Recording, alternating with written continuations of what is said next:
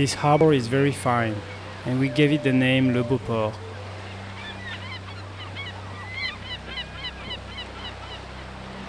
Some of the land was already cleared, and the savages were constantly making clearings. In 1623, a charter was issued. This was the Dorchester Company. By sweeping away great multitudes of the natives, God hath cleared our title to this land.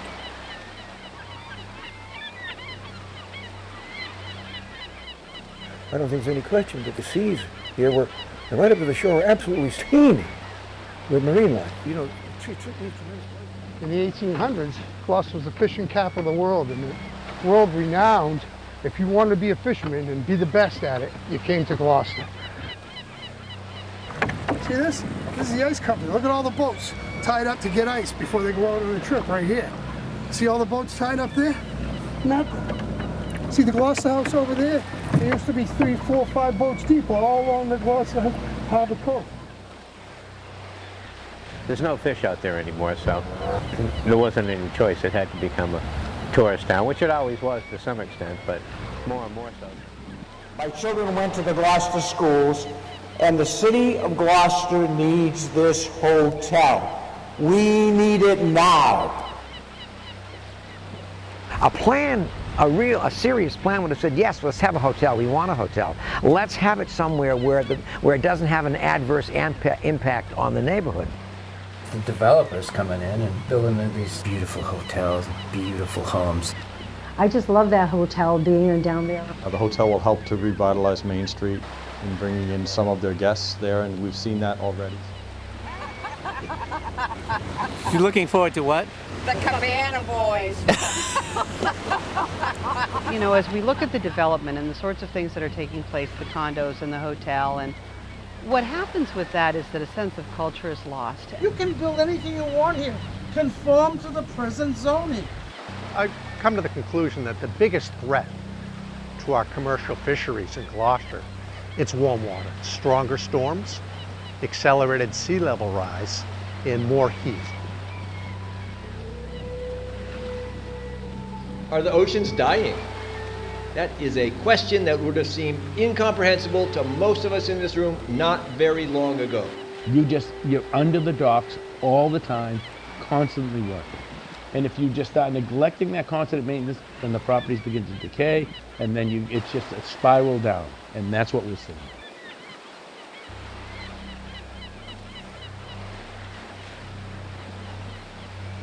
With codfish, it's not a pretty picture, and it is the species that may be in the worst shape of all of them at about 3 to 4% of its target biomass.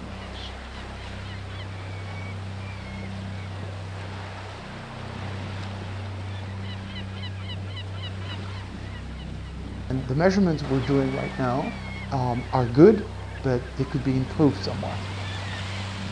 And we think that with marine genomics, we could provide help in how we actually making these measurements.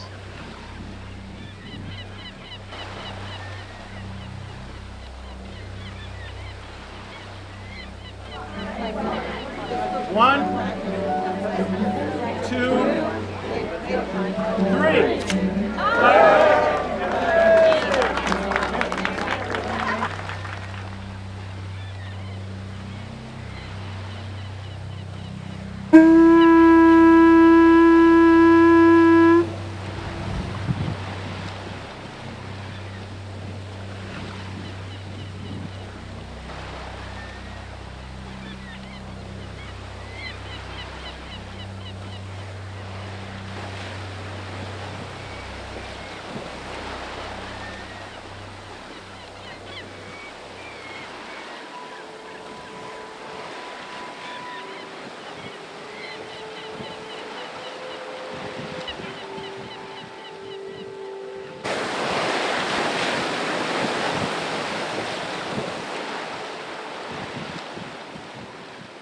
I'm very lucky to be working out of these buildings behind us, the old tar and Wonson paint manufactory. It was a somewhat circuitous route that brought us here to Gloucester. Ocean Alliance was looking for a new location, and we became aware that the buildings were in some distress and needed help. And luckily, with the support of the Annenberg Foundation, we were able to buy the buildings outright. So I said, is there a way for us to collect biological information? And through that has come the program we affectionately call SNOTbot, which is a little drone that flies into a whale blow and collects the whale snot. This is now the most successful program we've had since Roger Payne discovered that whales sing songs. And for me, I can't even tell you how excited we are. We just wanted to collect the physical snot that has DNA, microbiomes, pregnancy hormones, stress hormones, ketones, pollutants. I just wanted that physical data.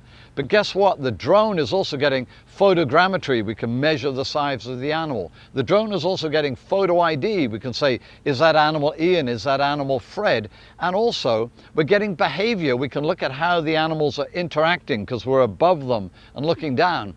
And last but not least, what kid doesn't like snot?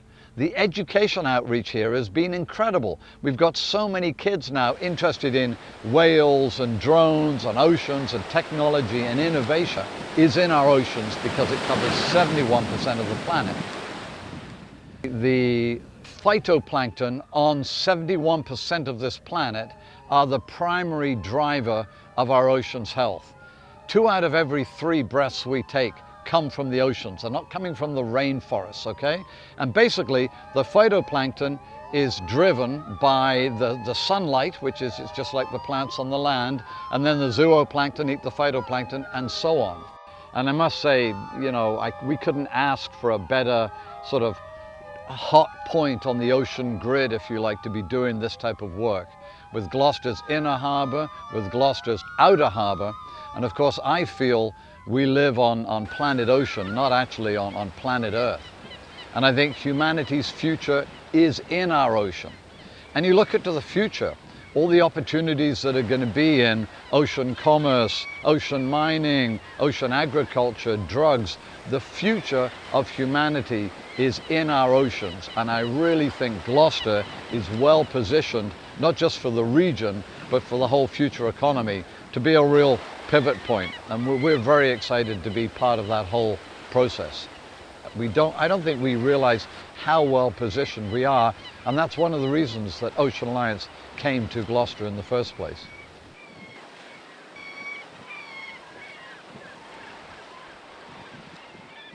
We're on a 6-acre property out here that the state owns, and with sea level rise and increasing flood events, the 6-acre property is facing those just like every other coastal community on the North Shore in Massachusetts, in the United States, around the world.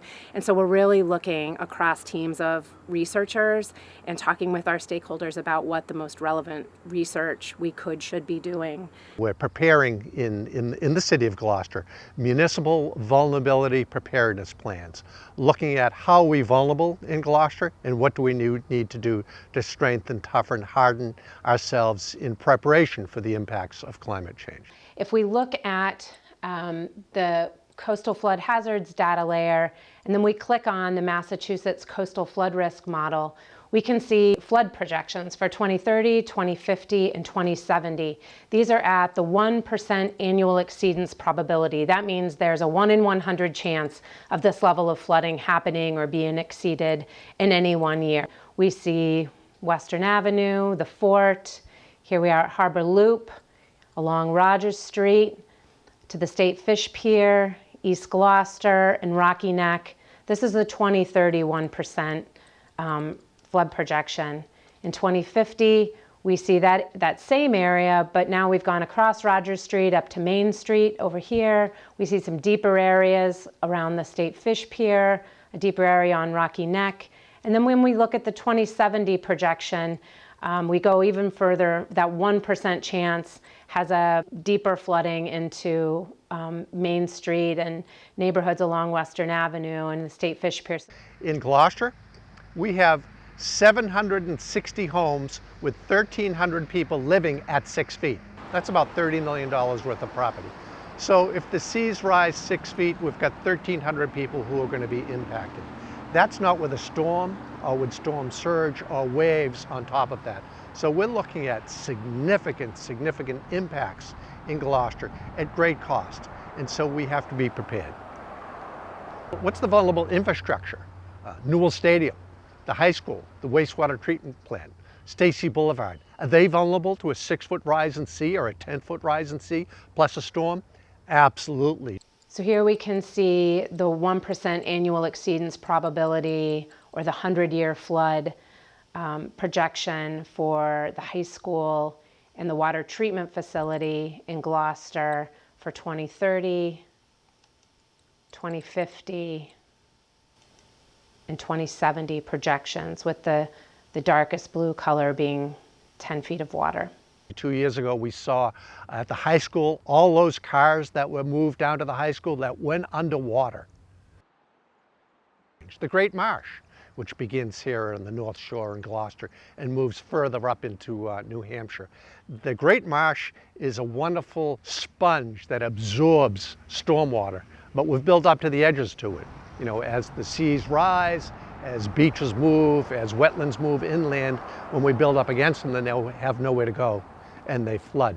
So we're going to have to be prepared for the impacts of climate change on the Great Marsh, whether it's a change of species or it's flooding and its inability to keep moving as our ecosystems move. This is going to be the new normal.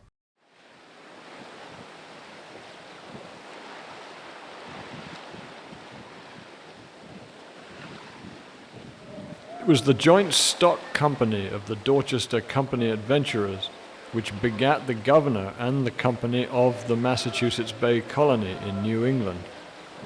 Historians are apt to hold it a small affair, but it was a company of much wealth, prestige, and dignity, whose general court meeting at Dorchester, England, was called the New England Planters' Parliament.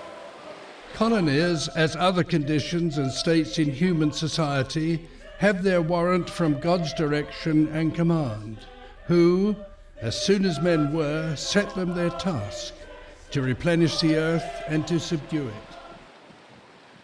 When John Smith made his 1614 expedition to New England, he was looking for gold in the hills and whales in the sea. Those were his first objectives. And if he couldn't find those, he was to fall back on bringing back codfish and beaver skins, which they knew they could get in abundance. Guess what they brought back home that winter? And when the Europeans got here, these Renaissance seafarers, they were not really thinking initially about freedom of religion. They weren't even really thinking about Puritanism. They were just here to catch fish, but they looked around and what did they see? Fish is all the same stuff that you see at home between England and Norway, but here there was a lot more of it, and the individual organisms were a lot bigger. These guys were rough and hardy, a bunch of people to cross the Atlantic to a wholly unknown territory that had just been barely, it was only Champlain arrived here in what it was, 1645, something like that. Some of the land was already cleared, and the savages were constantly making clearings. There are likewise fine meadows capable of supporting a large number of cattle. The so-called Agawam Indians were really the Pawtucket people. They were descended from the Pennacook of New Hampshire. They came via the Merrimack Valley, the lower Merrimack Valley and the Merrimack River. They had a village here, and that was a year-round village. It was in Riverview, north of Pole Hill. The colonists called it Wanasquam, which was a corruption of the real name, which was Wanasquiguam, which means end of the marsh. It was a very seemingly populous place with villages along the shoreline. And he actually does land in what he calls Le Beauport and meets some of these Native Americans in their very well-developed settlements with cleared fields and corn, and it was a very thriving and a very prosperous kind of an area. But by the time the settlers arrived, the natives had nearly vanished. 80% of the friendly Namkeg and Agawam people who Champlain had found so plentiful in 1606 were dead of European diseases brought by fishermen, traders, and explorers like Champlain himself. They died in heaps as they lay in their houses, and the living that were able to fend for themselves would run away and let them die, and let their carcasses lie above the ground without burial. For in any place where many inhabited, there had been but one left alive to tell what became of the rest. The living, as it seems, not able to bury the dead, they were left for crows, kites, and vermin to prey upon. And the bones and the skulls upon the several places of their habitations made such a spectacle after coming into those parts, that as I travelled in that forest near the Massachusetts, it seemed a new-found Golgotha.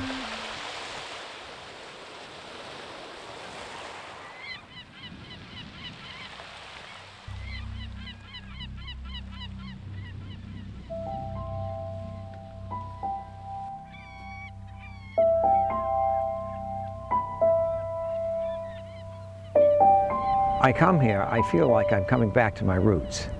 My mother was born in 1910, and at that time, my grandfather, Angel Paulson, rented this house. It had been Fitzhugh Lane's house, Fitzhenry, now called, the painter. Lane certainly was very much apprised of transcendentalism. That sense of there being a spiritual luminosity that appears in the poetry that's written at the time, and that it appears in Lane's paintings and appeared in no other paintings that were being done at the time. And so the art historians coined this term, beginning with Lane, of luminism.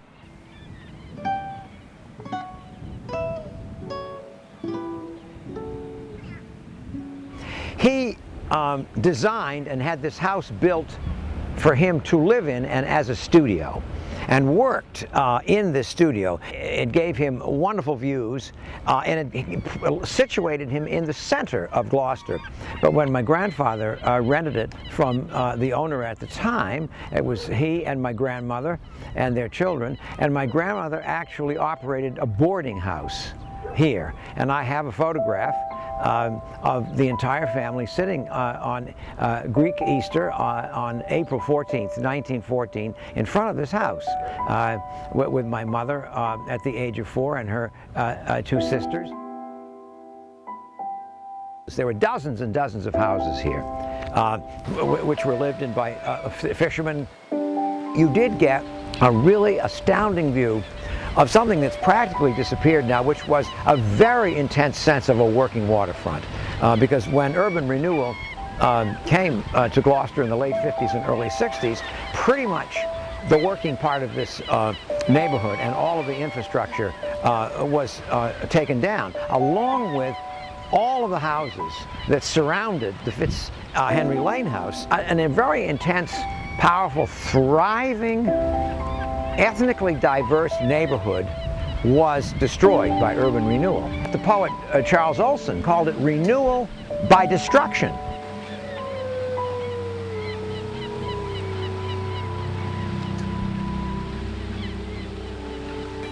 The Maximus Poems, which is Olson's epic poem about Gloucester, Gloucester's past, the present that he lived in, and an imagined a projected future.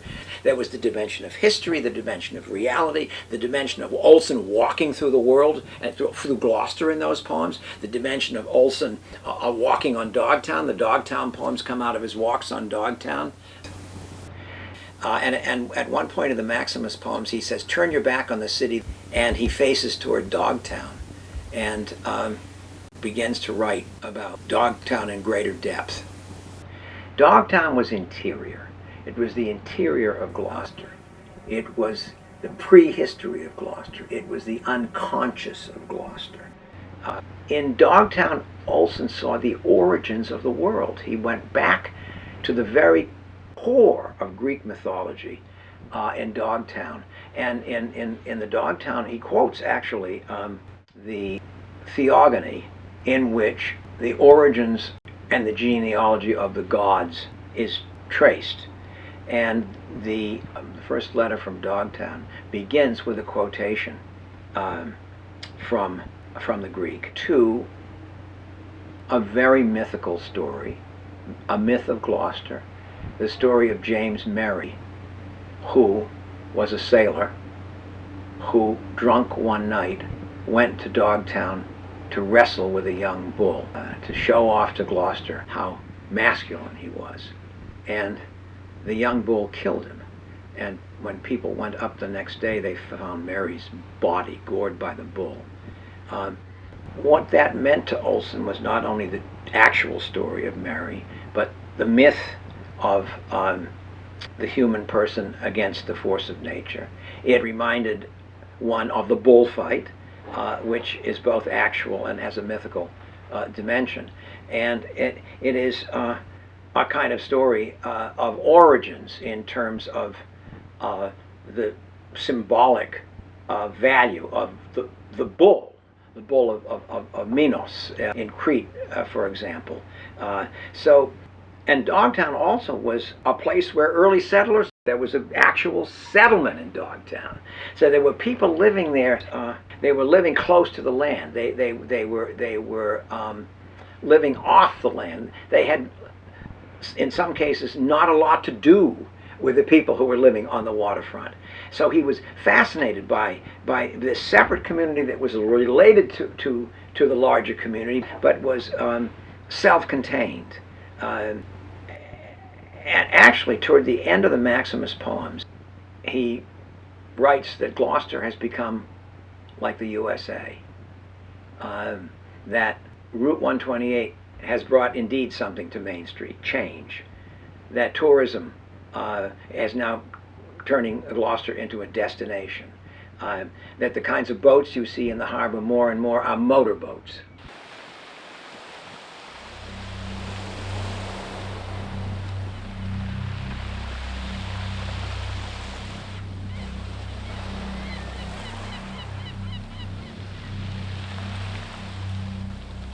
From the 1830s through the 1850s, coming out of Lane's Cove, coming out of Pigeon Cove, were many of the foundation stones that go into all the houses around Cape Ann.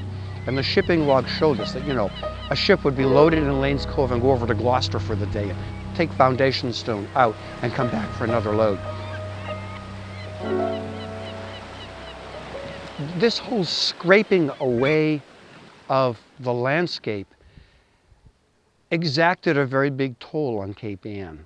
By 1886, the woods had been burned for the driving of steam to power the tools and for the locomotives. And it took until the 1880s for Cape Ann to wake up to the fact that they were looking at very close to the conditions of a strip mine. There was a huge industry all really centered around Cape Ann. And the people that roll into it were all businessmen and lawyers from Boston, utilizing the stone sloops and the Maine sea captains who had been transporting granite. But now they were setting this up as a business. It was the Rockport Granite Company of Massachusetts. And their business was, we take granite out of the ground, we market it, and we sell it.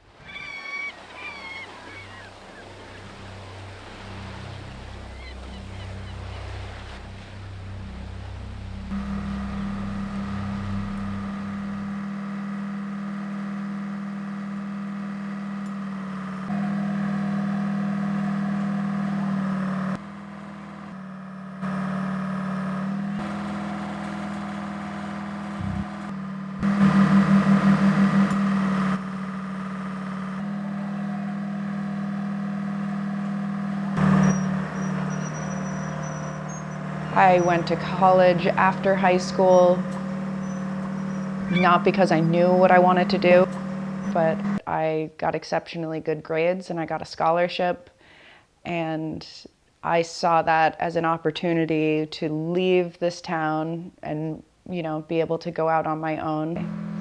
And I do think that was a wise decision, you know, with the wisdom of years looking back.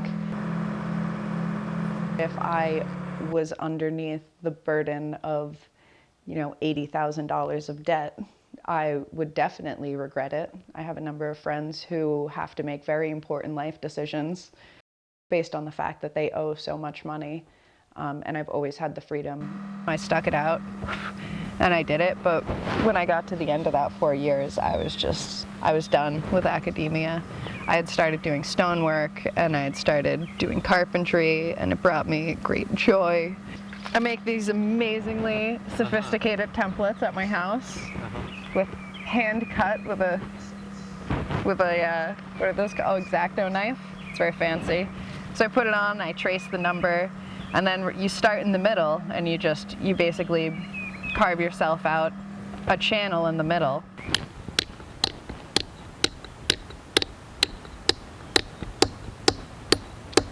You could also probably come back at some time, like I'm gonna paint this, and then I assume it's gonna be right here on the road, so you could always get, like a finished product shot. And so with carving, you never want to chip the surface, obviously.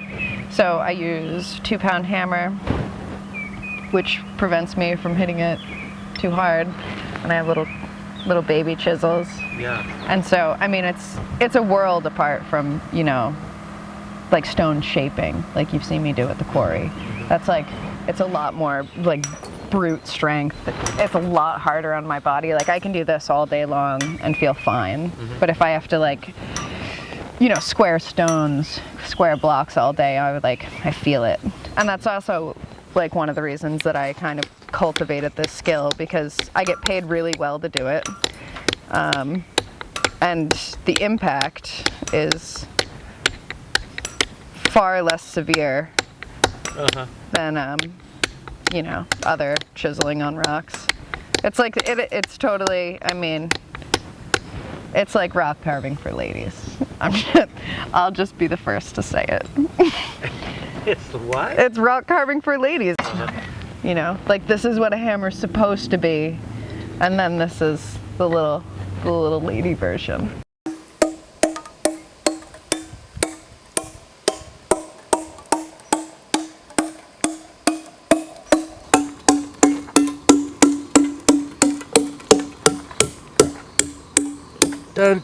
Oh, you suck. Hey, do you think you've disappointed anyone by your choices? I think initially I did. I think my mother, for example, probably thought that I was making some bad decisions, but my mother sees me now and she sees the work that I do, and she's like over the moon proud of me. People from that era of my life, I think, are the only ones who would be disappointed. But I don't think anyone sees me that way if, they see me separate from, the big promise of, graduating valedictorian and being really smart, I mean, I still use my brain on a very regular basis. Do you? Yes. I try. I'll spread the word. No, don't tell anyone. It's better this way. It's my disguise.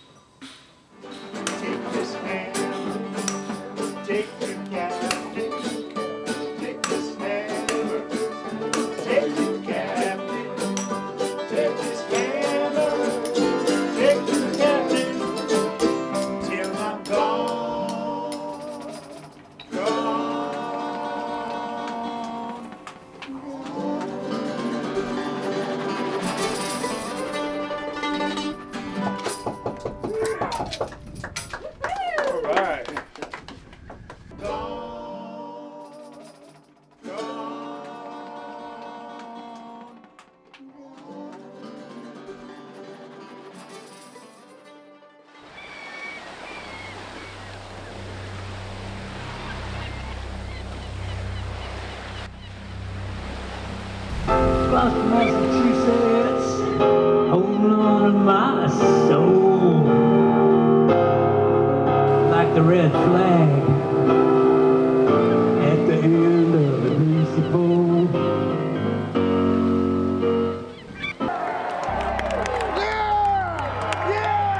talking with the fisherman statue late one night, and we didn't always agree on everything, but the one thing we did agree was that we missed the old First Baptist Church. Talking about Joan of Arc and all this stuff is important to me. I don't know if it's just childhood or it's this town. This town, I became aware of things in this town.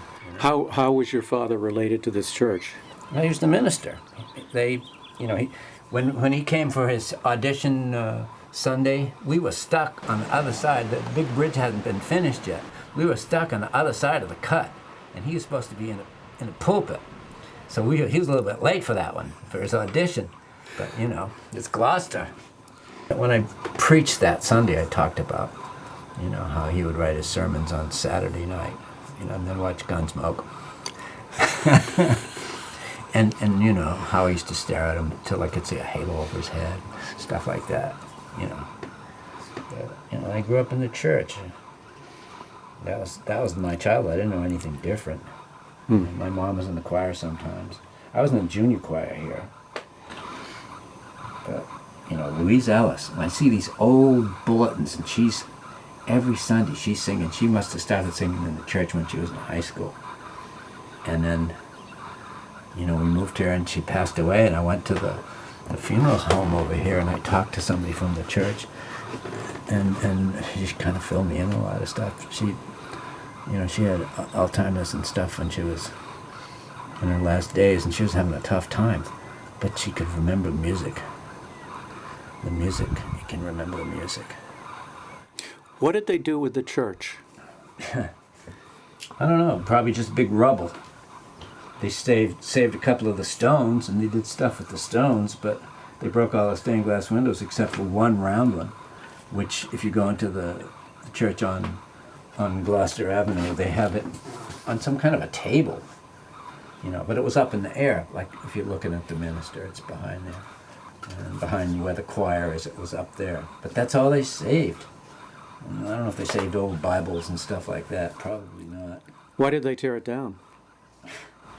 Why they wanted to tear down City Hall too during those days, but I didn't know that. I didn't know that they wanted to tear this down while we were living there. Because old and in the way, I guess. What's there now? A parking lot.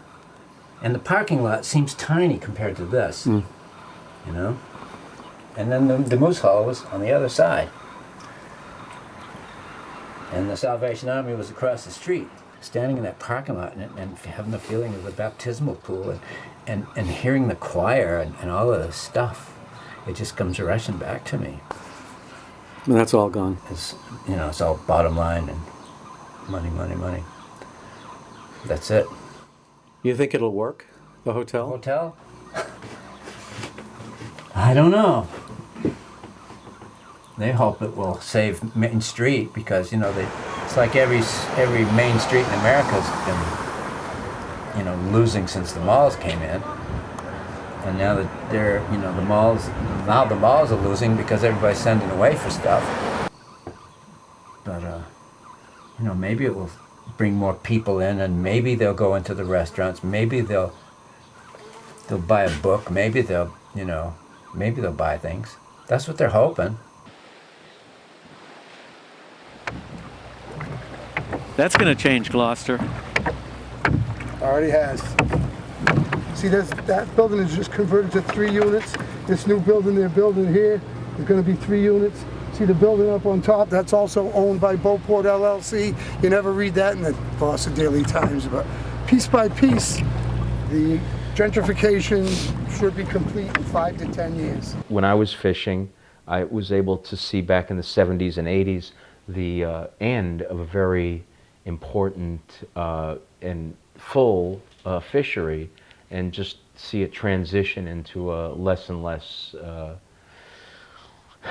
just a smaller shadow of itself, really. So I was very fortunate to be able to see how it was when vessels were coming in laden with tonnage as opposed to pounds.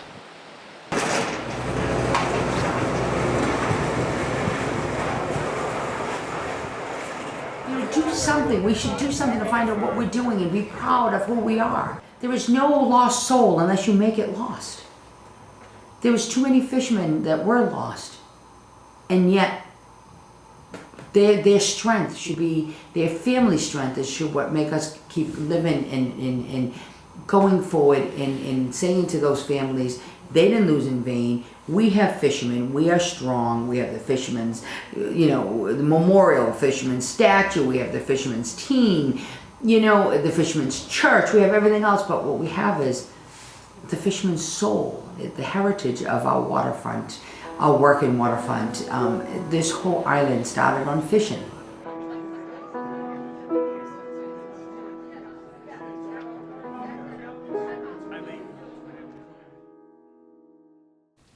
The impression I get about this piece, it's just one of the most beautiful pieces of art I've ever seen. Beauty, just beautiful. What, does that resonate with you in terms of what you were after or what you've accomplished? Was I after that? Yeah, I guess. I certainly wasn't after this piece. Wasn't after mediocrity, I'll tell you that. Yeah. Was I after that? Yeah. Yeah. Does every piece work out that way? No. But the only way you're going to find out if a piece works out that way is by making a lot of pieces that don't meet that criterion. Gotta kiss a lot of frogs. Kiss a lot of frogs. Right? Does everyone turn their prince? No.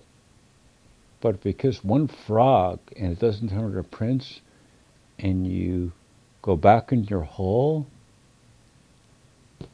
no. Doesn't work that way. This is a political piece of art on one level. It engaged you in the conversation about what's happening in Gloucester, what's going on with the fishing industry, and the no regulations, and warming of the oceans, and depleting fish stocks. But I find that I don't like propaganda. I don't like telling people what to think. You want to, and I think on one level, everything is political. I was taking the bus, and the bus driver was a fisherman, but now he's a bus driver, and we pull up, and he looks at the water, and he says, and this town used to be, fishing industry used to be like,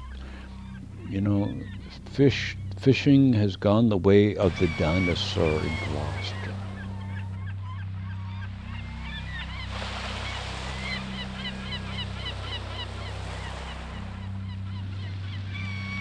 Yeah, they used to pull the fishing boats up here and work on them. They would pull them up at high tide, let the tide go out, scrape and paint, put them up on lifts, scrape and paint. They all had small boats in the old days. My aunts and grandmother used to come down to this beach with their aprons, and the fish were so plentiful they could just go knee deep into the water and scoop the fish with their aprons and throw them up on the beach. Oh, yes, sir. Oh, that time I remember. We'll get a colander. My mom would give us a colander, and I would go in the beach. Everybody would know, and they would tell everybody else, and they'll all do the same thing we're doing. And they'll all go home the house to get a colander and soup all the little fishes as big as my finger. Take it home. Mom would cook them up. Oh, God, were they ever good. Oh, my God. We ate from the ocean. We actually ate from the ocean. My parents come from Palermo, Sicily. Yes. My father had a brother in Boston, and he told him to come to Boston. He went fishing, and the boat docked in Gloucester, and he fell in love with Gloucester because Going to Sicily, my father's and mother's birthplace, and where they lived, it looked like the fort, exactly like the fort. And my God, that made my fat dad so happy. So when he got in from fishing, and he had a child there, Nat. My brother Nat was born in Boston. One child was born in Boston. Packed up the kids and everyone, and came to Gloucester. We were very, very poor. And I tell you, my mom and my dad did everything possible to keep clothes on our backs and food on the table. So having 6 brothers, 5 of them had to leave school at the age of 14 to go fishing, honey.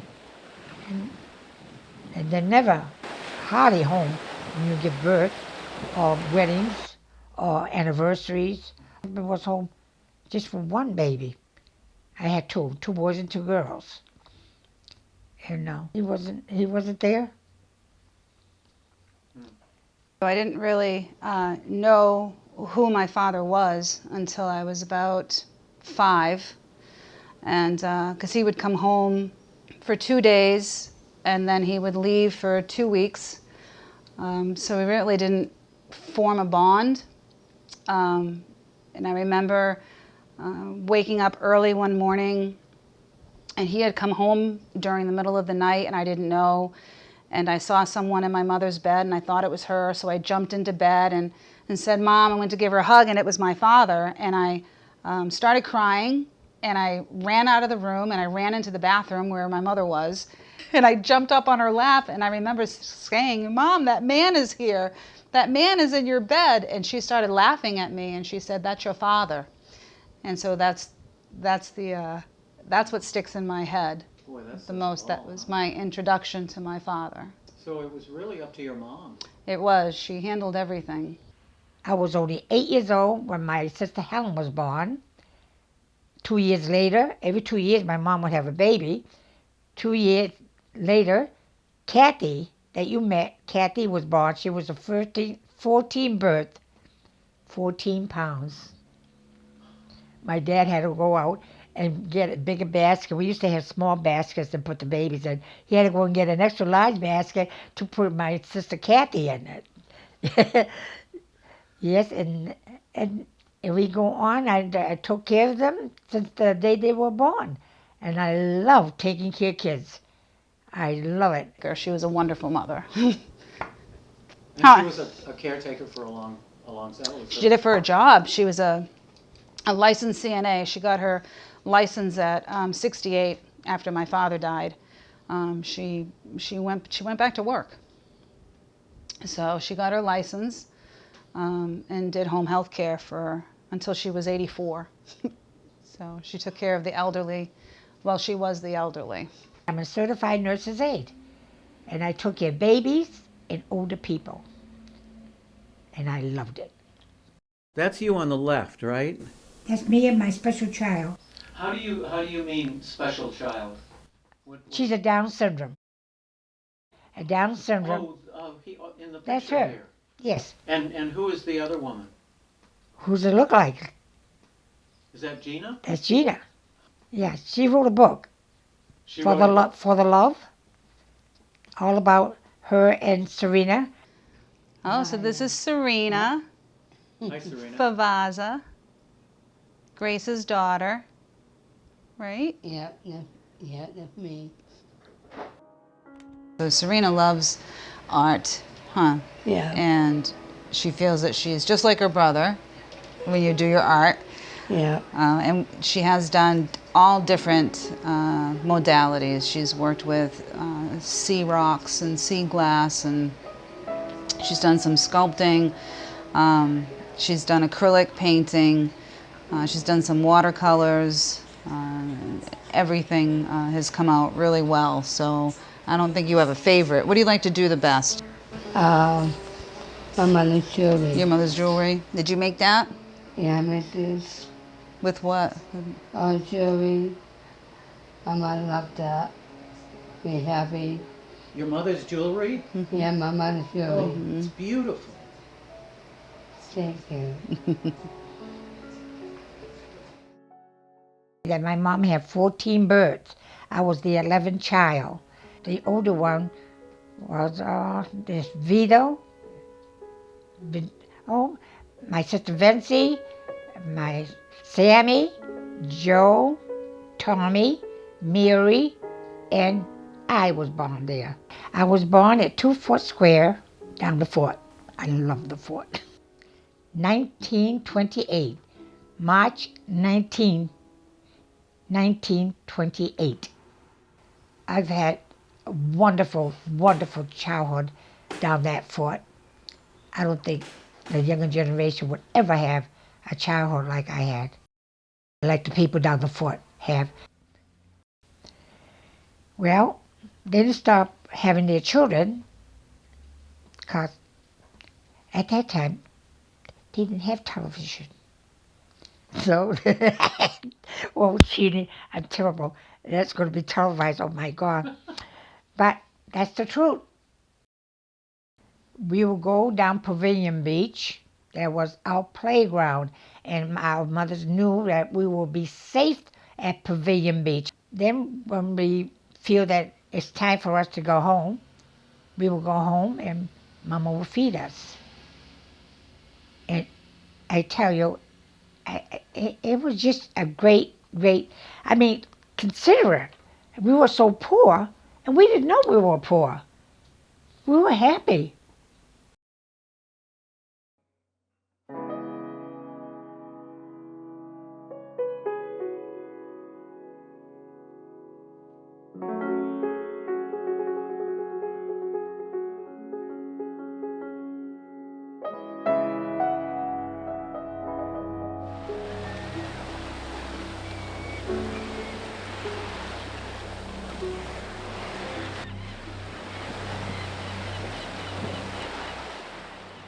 I started digging clams when I was 9 years old.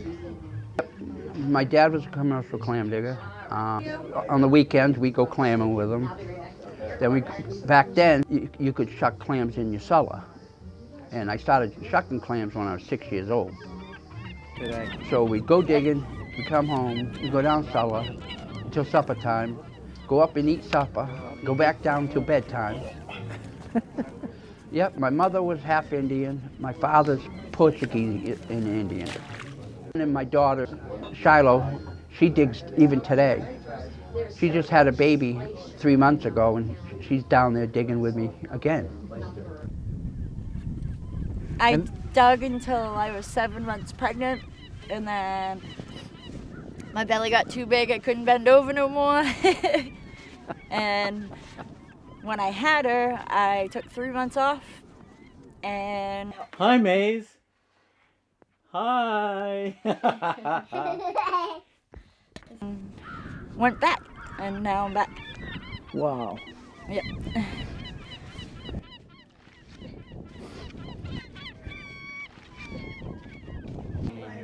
It's a hard living. I've had 4 back surgeries. I have 2 herniated discs and a bulging disc. They want to go in and fuse it. And the first thing I asked the doctor is, can I bend over after? Is it painful? Oh yeah, I'm in pain 24 hours a day. And my neuropathy, I don't feel from my knees down anymore. No, I've dug clams with staples in my spine. Oh, God. Oh yeah, it can't keep me down.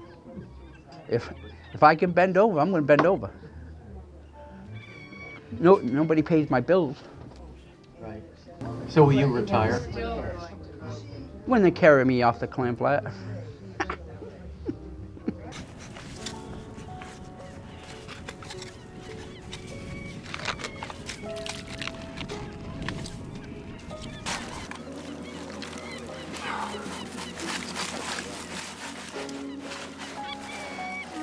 My bags are frozen.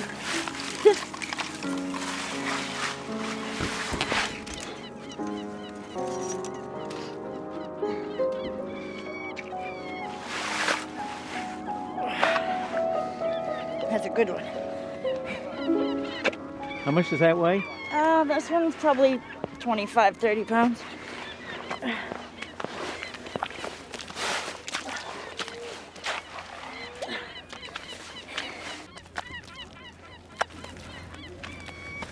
You ever find anything when you're digging here? Old bottles.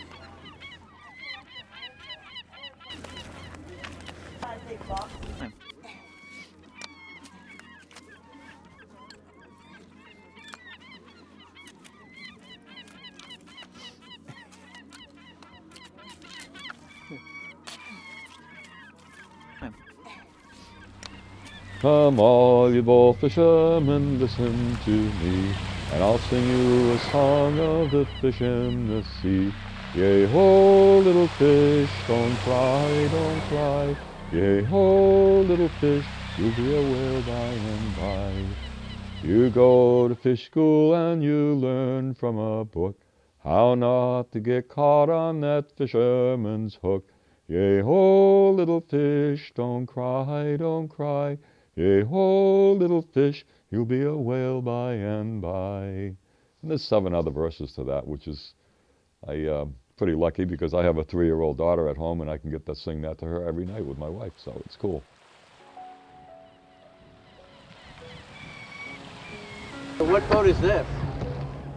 Schooner Adventure, the most famous, biggest money maker in the history of the Gloucester fisheries. Not by terms that she was so great for any certain period of time, but for her longevity. Many boats were lost, she kept going and kept fishing, so now it's sort of a landmark of Gloucester. It's like the Man at the Wheel, or Our Lady of Good Voyage Church. The Schooner Adventure is symbolic of the great fishing days.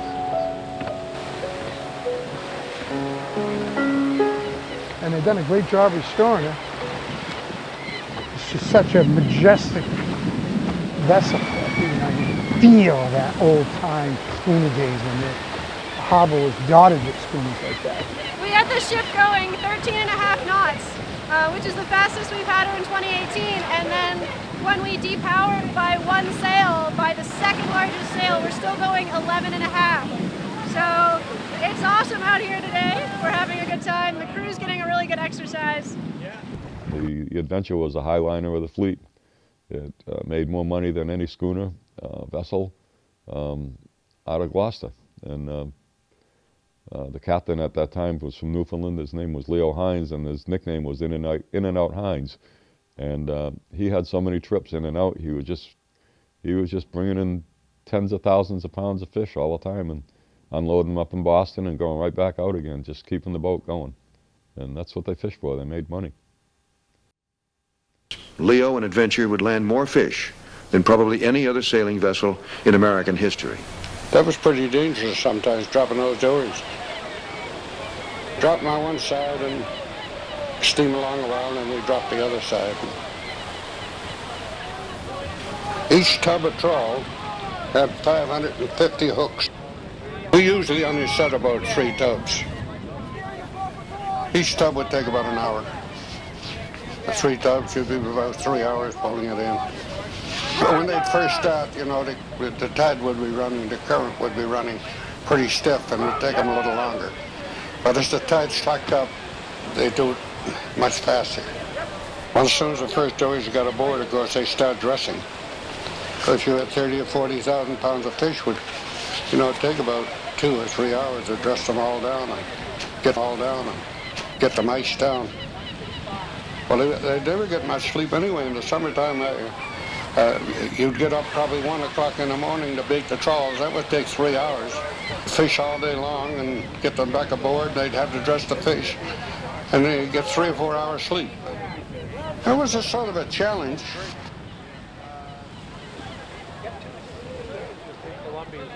Until 1906, it was basically a hook fishery. There was a little bit of gill netting in the late 19th century, but for the most part, if you were after cod, you were hook fishing. Pan lining, long lining. I don't know. I don't think I'd want to do it again. Early 20th century, 1906, Bay State introduces the first steam trawler. It's called the Spray. Wow, this ship she could fish hard. And what we have is the entire town of Gloucester arrayed against this vessel, and vessels like it. And when Legislation was introduced in the U.S. Congress by a Massachusetts congressman in 1911 to outlaw landing fish in the U.S. caught by trawlers, by draggers. Mayor Fitzgerald of Boston, he said, we can't bring these ships in. The Gloucester Board of Trade sent a man to Congress who testifies that the entire Gloucester Board of Trade is against the introduction of this technology because we've seen what it would do in Europe. It'll wreck the fishery. So they knew. 1911, 1912, 1913, the fishing interests of New England were almost uniformly arrayed in opposition to the introduction of steam dragging. But the Congress dilly-dallied, and after a while they didn't pass the law, and draggers came. And by the 1920s, 1925, Gloucestermen, Provincetown guys, other guys in New England, Maine coast guys. If you can't beat them, join them. The fishermen had said, well, this is the new normal. This is what we're not fishing schooners hook fishing anymore. We're fishing these steam-powered and then soon to be gasoline-powered draggers. And so they changed over about 15 years from damnifying them and saying that they would be the destruction of the fishery, which they were, to saying, it's what we got to do. Catches are going down and the other guys are doing it, and if we don't do it, the Canadians will do it, so we got to do it.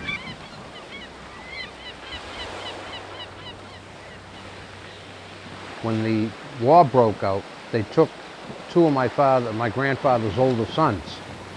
Benny and Charlie went into the service, and he had nobody to take out his boat. His oldest son left him and went with his wife's family to take out their boat. So my grandfather had to put my father on, who was maybe 25, 26 years old, something like that.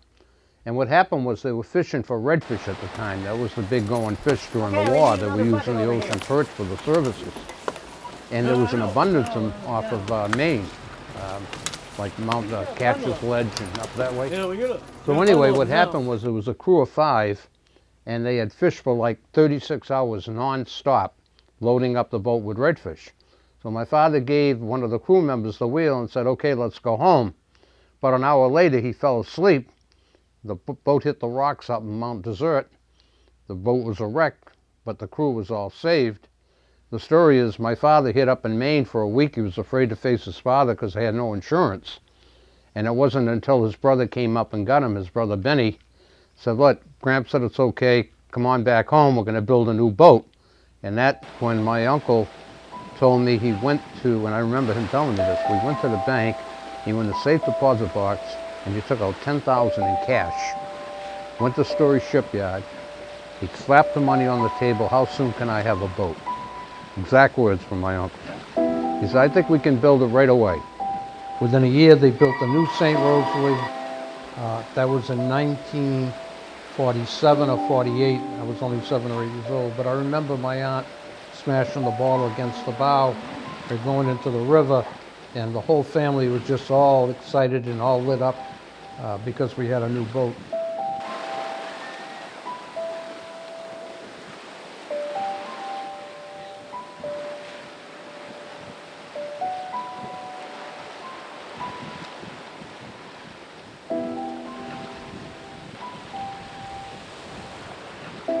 My father ran that boat for quite a while before we sold it to the San Filippo's somewhere in 1970-something, something like that. Yeah, it sank at the dock, and they didn't know what to do with it. They couldn't sell it, so the city made them bring it down to the beach and disassemble it.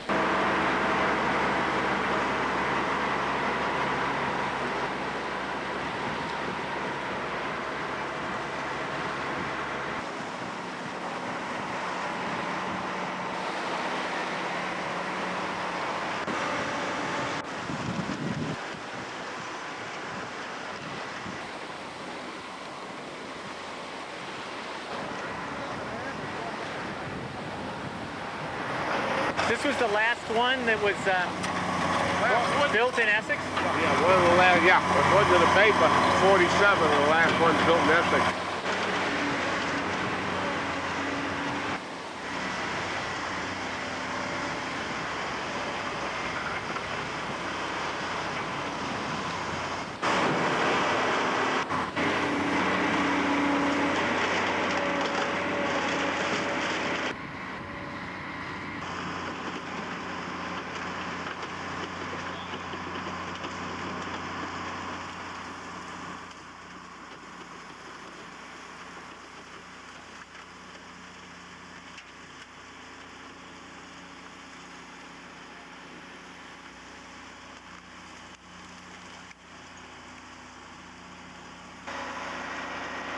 it's a wood boat, it's a lot of maintenance. Even when they're brand new, they're a lot of maintenance, and they're a lot of work. And this was built in '47, and a lot of the stuff is, it would be like buying a 1947 car, you know? It's real cool, but they're a lot of work, you know? These boats here were pretty labor intensive, you know? They went out with, you know, 7, 8, 10 guys. You know, the boats go, a lot of the boats now, they go out with 2 or 3, you know? Well, they're tough. I guess it was the keel that was holding it, huh? For a while there? Well, that's like the backbone, so, you know, just like a person, they're okay till you break their back and then they're junk, you know?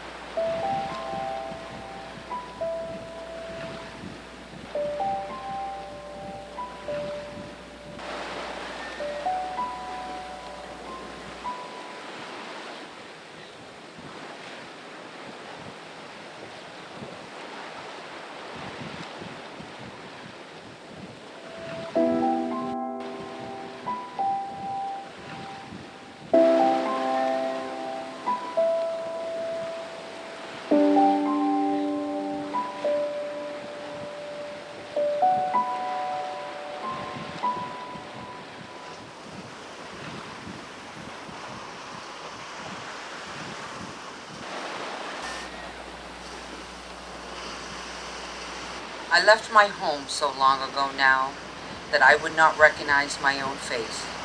I constructed the boat of my life, and I set out into the open sea, waving to all of you who knew that the seas would give me everything I could handle and everything I could not. And yet they waved, and yet I set out into the boat of my life. Built from soul, crafted from heart, with the great innocence I pushed off and been away from my home for so long that I would not recognize my own face. But I know at home, home remembers me.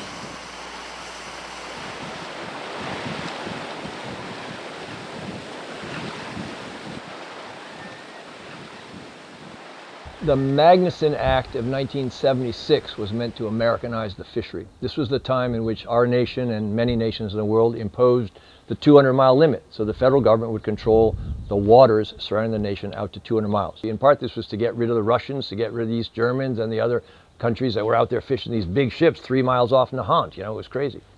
When I started, all right, when I first went, 1964, there were still Russian trawlers fishing inside of 3 miles. I mean, not little boats. These were 700-foot boats that went trawling, pair trawling, 2 boats carrying a giant net. I watched. My father used to bang on the stair. They'll ruin it. They're going to ruin it. They took a lot of fish out of here. I'm talking, you'd see these boats, and they'd be out of the water, and by the afternoon, they'd be low. And then another big boat would come in, and they'd pump the thing dry. And they kept everything. They didn't throw nothing away. What we did as a country shortly thereafter was pass some very short-sighted legislation that allowed fishermen to amortize the cost of a new boat. And we increased the fishing capacity of the fleet around in the early 1980s dramatically. Okay, the fleet went from about 800 boats, 825 boats, to over 1,400 boats just in New England. And so instead of getting our house in order, which would have been a perfect time to do it, driving away the foreigners and the rest, we didn't. We began to hit the fish even harder. Unfortunately, while a number of marine scientists said we need to reduce pressure on the fishery, the idea was now we've gotten rid of the foreigners so Americans can go at it. And so instead of getting our house in order, we began to hit the fish even harder. And so, as I said, 1992 is typically seen as the low point of the cod fishery, but it didn't take long. So it was a disastrous act in many ways.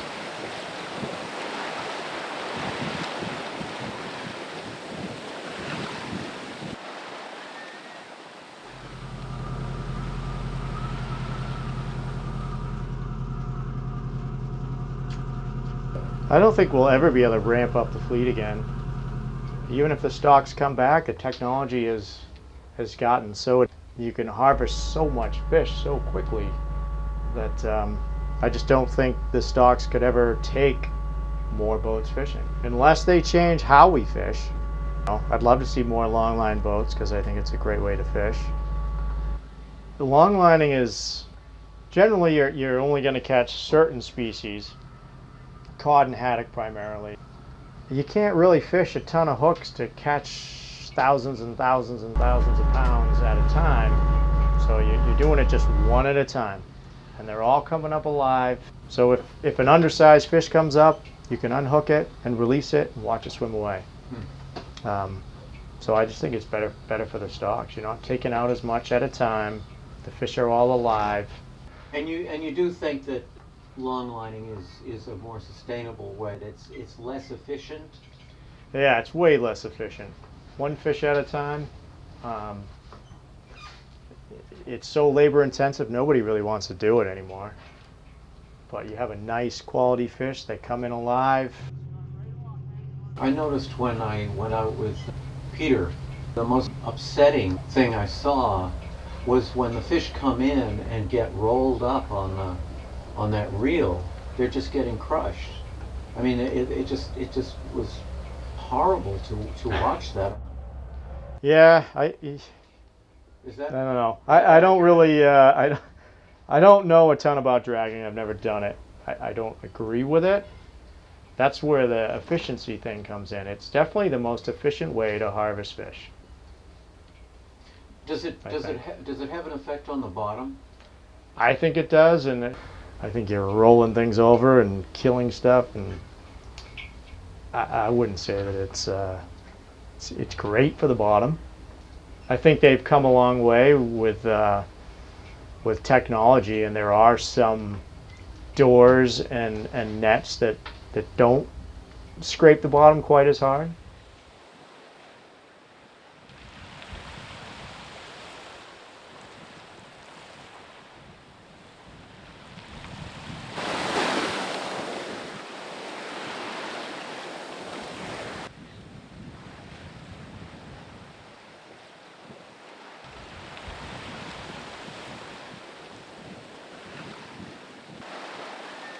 When you fillet a fish, the 40% is the fillet, 60 to 70% is left over, and that's what we call gurry, and that's what we use to manufacture the fertilizer. So instead of dumping it back in the ocean, which was extremely expensive and wasteful and bad for the environment, now we can utilize 100% of the fish. After the fillet is removed, the rest gets ground up, cold processed all the way through, liquefied and stabilized to bring the pH down so it won't rot. And that's it. It comes out looking like chocolate milk, and it's got all the nutrients plants and soil need naturally in the perfect balance from the mineral-rich North Atlantic Ocean. It's nature's perfect source for fertilizer, and it's organic. We sell it in 4,500-gallon tanker trucks all over the country, 275-gallon bulk totes, 55-gallon drums, and then we have the retail sizes, so it's national and actually international too. We do ship overseas as well. Haddock, cod, flounder, hake, cusk, pollock, dogfish, redfish, bluefish.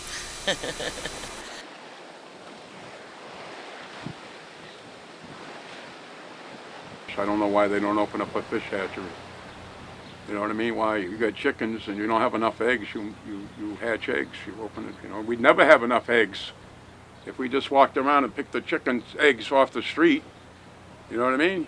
You'd have to do something. You want to feed all these people, you have to make prep. It just doesn't happen by itself. You can't take them all out and not put none back. We're at this stage now where we have to do something proactive, and we have the intellectual, academic resources. We've got the fleet here who knows how to do what needs, the catching of the fish part, that's known to us. So we have all the parts, and the question is why, why aren't we where these guys were back in the day, doing these things that are known to us but yet lost to us at the same time because we've moved on. We need to maybe go back and revisit. I was showing you this here too. Yeah, see, this is the fish hatchery that was on 10-Pound Island back in the day. And it was a federal program. You know, the United States Fish Commission did it. And we've just gotten away from it. You know, sometimes you get so far away from something you actually forget, like, oh yeah, we did that. Why did we stop? Why don't we try that again? And I think that's where we're at right now, because it's at a crisis point. It's at a tipping point in the history of not only this place, but in fisheries in general.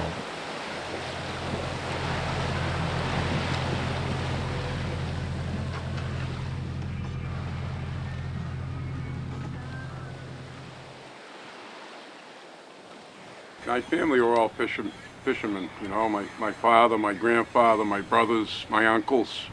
So more or less fishing has just been in my family since I was born. You know, I always thought they bred me to fish. Oh, I think, I don't know, 5 years old, 4 years old, I was across the street in the pond trying to catch fish. You know, I lived on Eastern Avenue and Day's Pond was right across the street. So they'd walk me across the street in the morning, they'd come and get me in the afternoon. I'd stay there all day.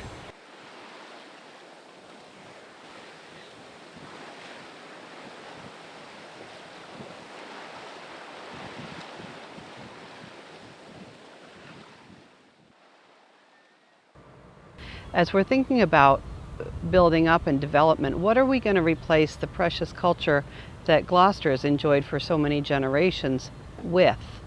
Because, in fact, a consumer culture is really not much of a culture for anybody to hang a hat on. Kids don't grow up well because they belong to a consumer culture. They grow up well because they know who they are and whose they are and who they belong to, and have some sense of a deeper identity and a deep sense of belonging. And I think anytime there's the sense of rootlessness that comes with development and that comes with a community changing rapidly without a very conscious decision, this is who we want to be, there's just a hole and an absence. It's too bad, 'cause Gloucester was a real family-knit town at one time. It's getting destroyed. They're building houses, they take these houses for rich people, where people like us, we could never afford one.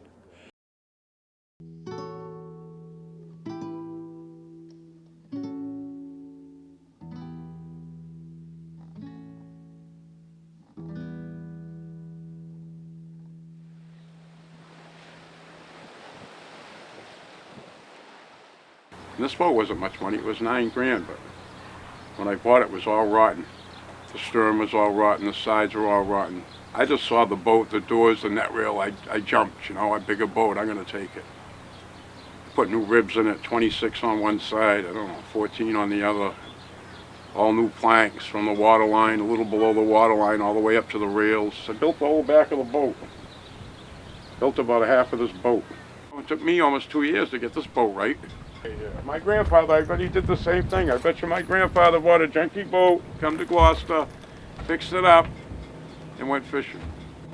So I get into this in the 90s. I buy a boat, I think I'm all set. My permit says I'm all set in the 90s. But 91, 92 comes and you start changing the laws, and I say, wait a minute. No business in this state or in this country would even open a business if they told you next week you might not be in business, right? No one's gonna do that. I wouldn't do it either. So shouldn't you have told me before these laws might be changed and you might not be able to make a living at it before I invested everything I got? You know, killing myself doing it, sacrificing everything. Listen, there was a lot of jobs in this town. You know, people used to come from everywhere here and you could get a job. You could come to this town and within 20 minutes you'd be working. Now, I watch all these kids, no hope, no nothing, they're all doing dope. There's no jobs. There's nothing for them to say, hey, this is what I am. I smoked weed, I drank, you know, not like what's going on now. It's just ridiculous. No. It's a shame, because they got no hope. That's why I didn't even go to Fiesta this year, because I'm gonna go fishing. You know what I mean? Now most fishermen would have run to Fiesta. But why? I don't even see why they're all down there. There's no fishermen, there's no boats at the blessing of the fleet. There was a lot of fish. There was a lot of fish here, you know. There was, Ipswich Bay would be full of herring. I mean, you'd look in the sound machine, they'd be from the top to the bottom, solid red, just loaded with fish. It ain't like that no more. Even if you stopped it, I don't think you'd see those numbers of fish come back. When I first started, you could go anywhere in the ocean and go fishing. Right? We could go all the way up to the end of the Bay of Fundy and go fishing if you wanted to. Oh, after that, you couldn't do that no more. Guys used to go all the way to Grand Banks fishing. You know what I mean? That stopped, you know. In the 1920s and the 1930s, fishermen made a lot of money.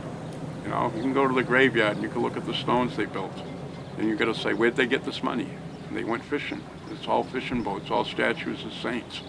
You know, we have a big fiesta blessing in St. Peter. Patrons say to the fishermen, but there's nobody left. You know, there's me and 3 other boats that work the state waters off of Gloucester. I don't think there's going to be any more. I think that this fiesta is all over. You know, it's a shame, but you know, a lot of fish they won't let us bring in. We got to throw it away, and I don't understand it, but.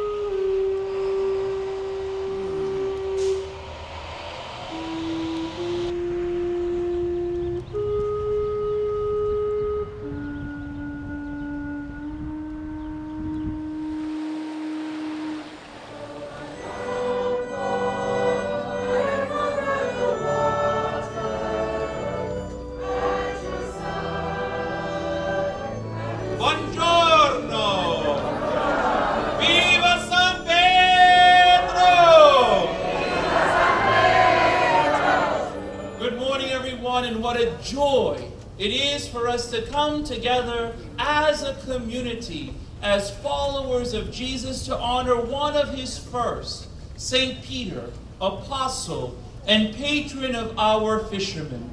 We give great thanks and praise to God this day that we can gather on a more beautiful day than last year, and that God has graced us with sun and with breeze and with one another. So let us unite our hearts and our minds as we always begin our prayer. In the name of the Father, and of the Son, and of the Holy Spirit. Amen. The Lord be with you. My brothers and sisters, the Lord our God is truly merciful.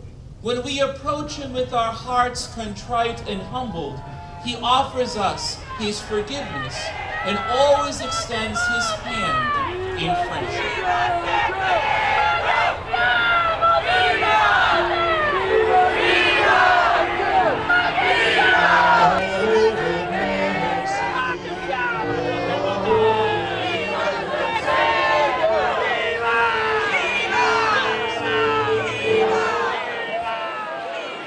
How are you, Mrs. Mayor? I'm exhausted.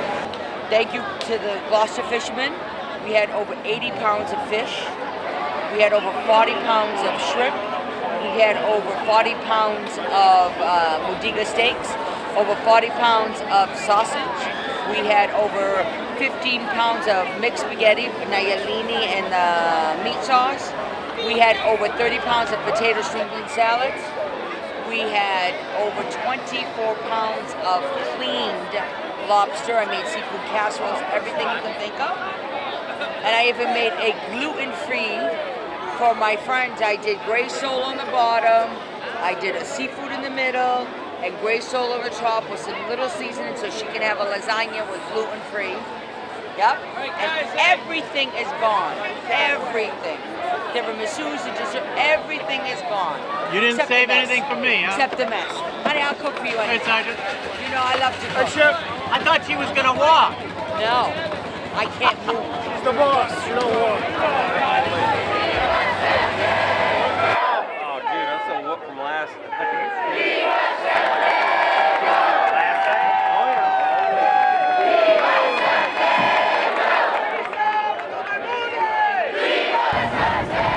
You know, it's funny. When I went to go, my mission was just don't get hurt. Like, I knew. I mean, there have been serious injuries out there, and now I just figured I would take 2 steps, fall off, be done. just wanted to be able to hear my grandfather's voice across that beach. And then I got consumed by the real spirit of it. And there I am, is dressed up as Captain America. A cousin of mine is dressed up as Colonel Sanders, and then another cousin is dressed up as a chicken, you know, and so. Siamo tutti muti! Viva San Pedro! Siamo tutti muti! Viva San Pedro! Viva! Viva! Viva! Viva! Viva! It's so irreverent, right? It's guys in drag and guys in Halloween costumes. I mean, the one guy who was like organizing the whole thing, was calling off the names of the list, is in a mini skirt with a blonde wig, right? And everybody's just listening, like, all right, yeah, whatever you say. And it was nobody at any, you know, when you can stand in a mini skirt and a blonde wig, and be like, you know, this hulking guy, and it doesn't diminish your authority or at one bit, that's a good day, man. My grandfather didn't want me to do anything he did. Didn't want me to go be a fisherman. I went to be a fisherman. He was like, don't be a fisherman. I was a fisherman, so you wouldn't have to be a fisherman. And I couldn't explain to him, I want to be a fisherman because you're a fisherman. You know, he was my hero. I mean, I didn't want to do it for the rest of my life. You know, I did it for a while, and I was like, all right, now I'm gonna go back to college. But yeah, it was a good move. And then law school. Yeah, and grad school, and then law school again. And now here I am got about $250,000 worth of education in this head. I'm going to knock it all out right now. Give me a shoulder. Got it, cuz. Let's go, cuz. Let's go, cuz. First and only time you need. Gloucester, Massachusetts, holding on to my soul like the red flag at the end of the greasy pole. There you go, guys. There you go. Viva! Viva! Viva!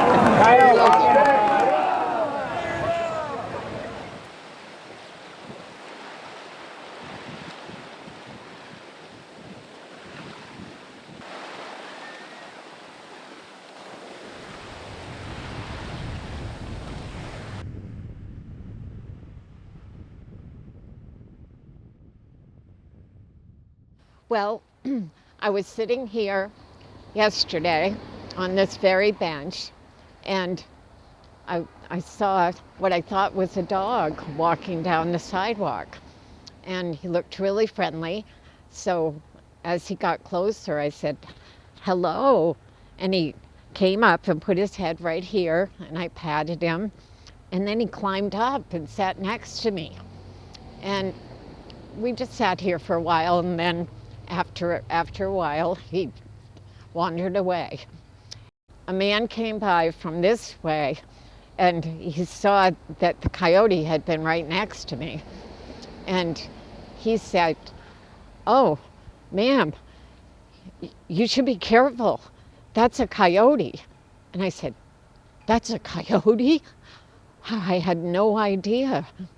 It wasn't like any other dog I'd ever seen, but it was kind of those colors, browns and grays, and had kind of a pointed nose. But it wasn't in the least bit threatening. He just put his nose right up next to you. Yep, right, just about on my lap. As if he wanted a treat or something? Well, it was, I felt like he just wanted some attention. I thought he just wanted me to pat him, so that's what I did.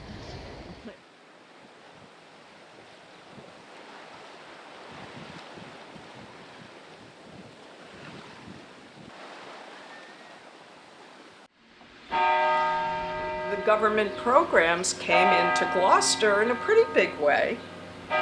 And we have, as a result, an incredible collection of WPA murals in Gloucester centered around City Hall. The 30s in Gloucester must have been incredible. It was the time of the New Deal. Artists had support from government programs. There were hotels here who realized that for their business, if they had basically what were artists in residence, people would come up to study with the artists, stay in the hotels. There was plenty of subject matter that appealed to artists in those days.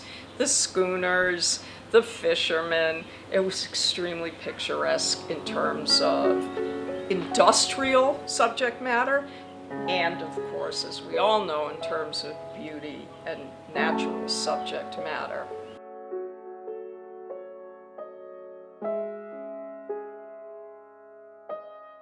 I think it does still exist, but not like it did, and not like, I don't think it's going to continue to be really flourishing, because those people aren't going to be able to afford to live here anymore.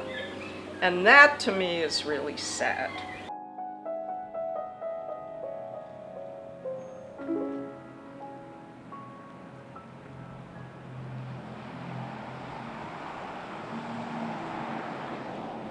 The first apartment I rented by myself, I mean, it was very Gloucester. It was an old building. Parisi's fishing gear was downstairs, and you know, the whole thing. You'd hear the music. In the spring, you would hear the music, the Italian songs, the Pavarotti and everything coming from the fishing boats, because in the spring they'd all be painting the boats, and so that was great. It was a great atmosphere. And I'd go down there, and Patsy Frontero still says, I remember when you'd paint a boat and trade for a fish, you know, which is true. I used to trade for fish and stuff. So I painted pictures on all the fishing boats, and some of them I still have here. On the pilot houses, I would paint, you know, got one. The Sea Fox was one in particular that's the one I have here. Sea Fox, it was on the pilot house, also of the little bayers of the Testaverde. It's the same family, Testaverde family. But so I got to know those guys, you know, pretty well. And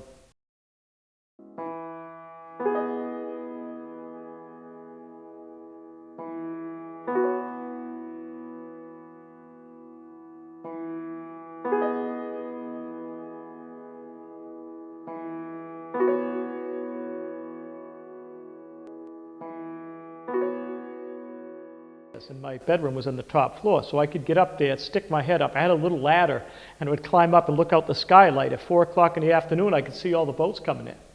They'd be coming in the stream right around that breakwater. All the old wooden fishing draggers, and day fishing. They come in 3, 4 o'clock in the afternoon. So I'd hustle myself from my apartment down to the wharf and get my fish. So, hey, you want a fish? I give it to you. Oh yeah. The painting behind me is the painting of the famous bird's eye.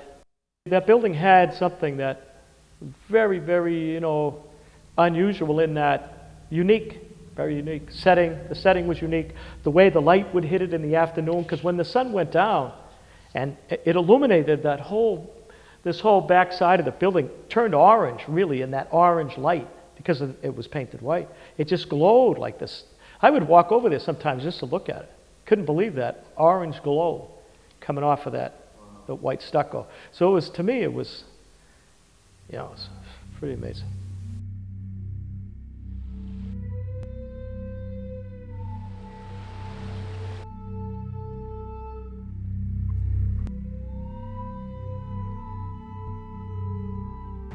So I guess you don't know anybody that's still fighting the fight, huh? Helen Garland. Who's Helen Garland? Helen Garland's still fighting the fight, try to save Gloucester.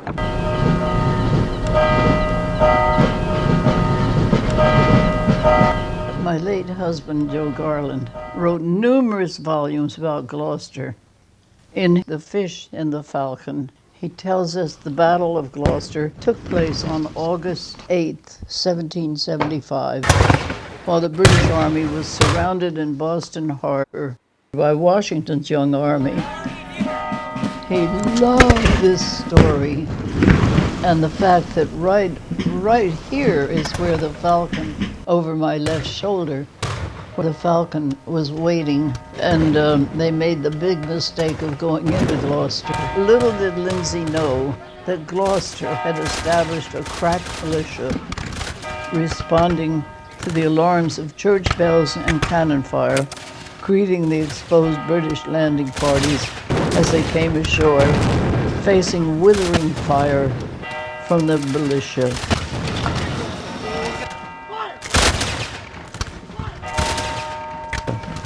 After fierce fighting, the Brits left many troops killed or captured as they retreated in their boats back to the Falcon, having neither captured the beach schooner nor destroyed the city of Gloucester. The fish in the Falcon really brings back the whole story of what made Gloucester so special. And we don't give it away today. And I just hope that somehow all that history will save Gloucester from becoming something other than what it historically was.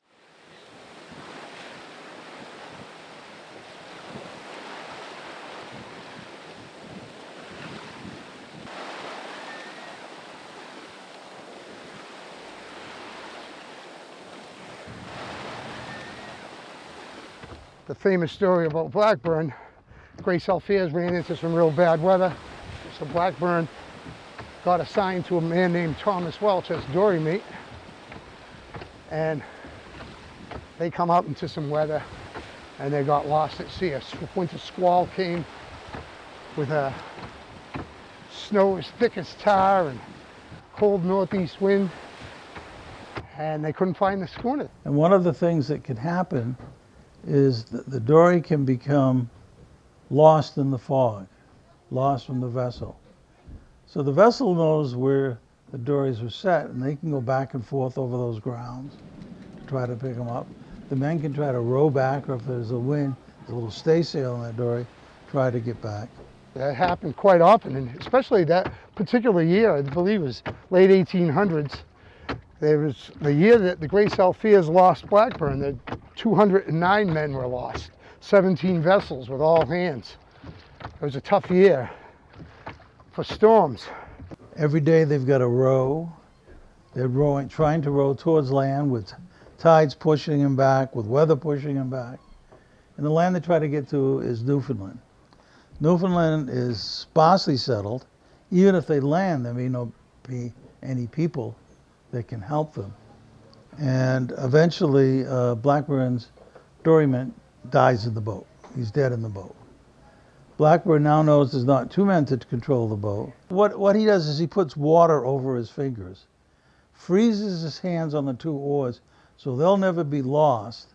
And so when and if he's awake, and he knows he may never awake again, he's able to row towards land. He started to realize he would lose his fingers, so he just froze his hands to the oars, literally curled his hands around the oars and just kept rowing.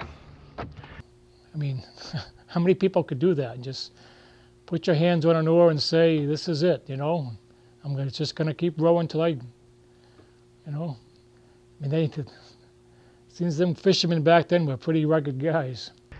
As he tired with exhaustion and fatigue, his oars would occasionally hit, and he could see a chip of flesh break off his finger or the side of his hand. And I think it took 4 or 5 days, and he ended up in Newfoundland, and a family brought him in. His dory mate had frozen the dory. And the boat half sunk. He pulled into a river, found an old abandoned, remember this is middle of the winter off of Newfoundland. Nobody goes very far, there's not a lot of activity. He found an old abandoned camp up a river. Local people eventually find him. They take him in. These are as poor people as you can imagine, have very little food, very little way to do, but they decide that he's still alive, and they bring him in. What he's going to do now is lose his fingers. They're going to freeze off. He lost all his fingers. He lost his thumbs to the first knuckle, and he lost several toes as well. I'm not sure what the process is when frostbite sets in and gangrene. They have to cut some away. I know there was flesh needed to be cut away to prevent spreading of frostbite to that extreme. But it was a long, very painful process. He was in so much pain that he just wanted to die. because when he started thawing out, and they really didn't know what to do for a frostbitten person back then, you know. So they just kept giving him hot towels to put on his, but I guess that's the worst thing you can do. From what I hear, you're supposed to slowly warm them up with cold water. And just, you know. What happened to his fingers? They're probably still in Newfoundland. Rumor has it they buried Thomas Welch and Howard Blackburn's fingers in the same grave.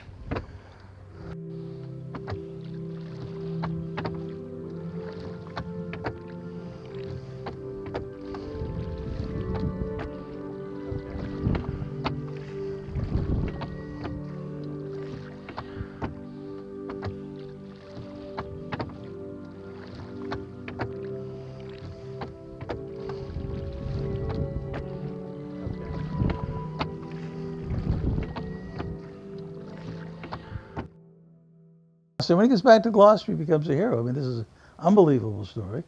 Everybody had put him off for dead months ago.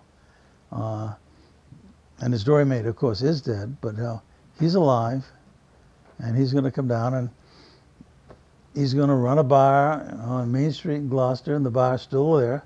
The bar restaurant is still there. He stayed in Newfoundland for at least another 3 months till he was able to come back to Gloucester.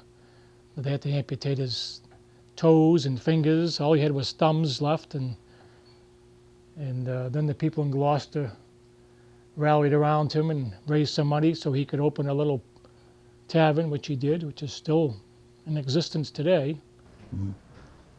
My relatives tell me my grandfather, like all the other fishermen in town, knew him and liked him, and they would go in there to have a drink. So, and during Prohibition, he was smart enough to run some whiskey.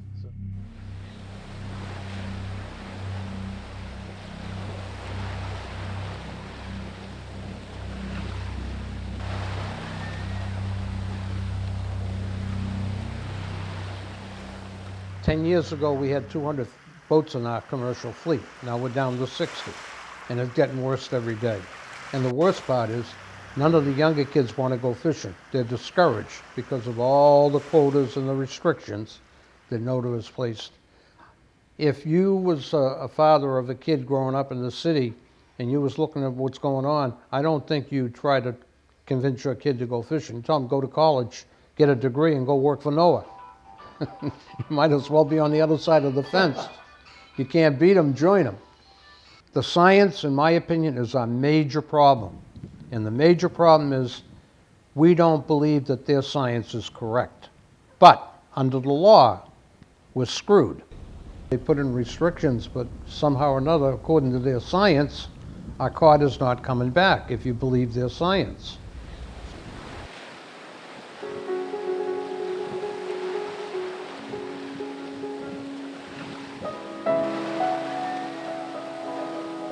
The example of the cod and the haddock, they have different genomes, and so these genomes can be recognized using the techniques that we're actually implementing here in the Institute. And so not only that, though, is that different varieties of cod or haddock or other types of fish, obviously, or any marine life can be recognized because they don't always have the very same genome. So you might think, for example, that cod from Norway might have a slightly different genetic footprint, a different genome than the varieties that we have here. And so that's a way to basically follow what different varieties of cod might be doing in terms of migration, for example. If you can, it's again back to this forensic DNA idea. By looking at the subtypes of genomes that we might find in different places, you might then be able to infer from that how these different varieties might be actually migrating, where they live, where they spawn, etc. For those who are passionate and want to learn, is if they have a high school degree and they haven't thought that that it was time to go to college yet, and they're willing to learn something very specific in 1 year, is to basically have them coming over, and they have two wonderful teachers who take care of them most of the year, They basically learn not only how to perform an experiment with DNA, but also they learn the theory behind it, the basics of what it means to sequence DNA and what the results are actually going to tell you. After I graduated, I went on to Salem State, but I was a double major in English and biology, and I was doing really well, but after the first semester, they caught an error on my taxes that took away all of my financial aid. So I just went into the workforce. And I approached Mary Kay Taylor at Maritime Gloucester. So I asked her if she had anything. She knew I was interested in marine biology. And she took me on as the front desk person. And then eventually the schooner Ardell came in. And when schooner Ardell came in, they wanted to run some classes on the boat. So they had me go onto the boat. And when I started learning that, I fell in love with it. So I phased out of the museum and then completely onto the boat. And then I was, in the summertime, I'm full-time boat crew. And I would go out and spend my days bringing tourists on tours of the harbor and educating kids, and it was a lot of fun. And then about this time last year, Tom Balf from Maritime Gloucester emailed me and told me about this program. And when I read into it, I thought, wow, they made this for me. And this program is, they're taking what would be a 2-year program at a regular community college, and they're condensing it into about 6 months and then a 12-week internship. So I'm just about done with that 6 months of classes. And it's been great, hands-on. We're spending at least 3 hours in the lab every single day, which is just amazing. And I've learned a lot through this process and really got an interest in genetics and microbiology. And I really want to end up combining those interests and coming together with Harold and hopefully getting someone who wants us to build them a research boat where I could hopefully captain it and be one of the chief scientists and go around and work on ocean conservation and stewardship, and yeah.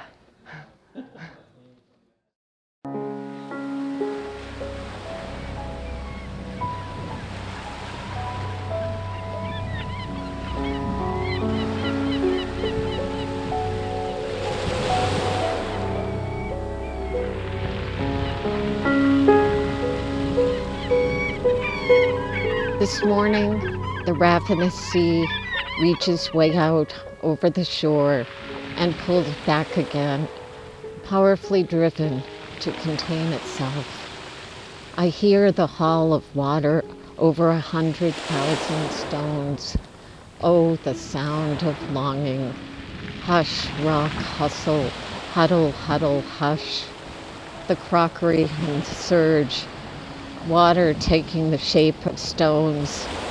This great symphonic jostling of all that comes in, of all that pulls out, of all that remains.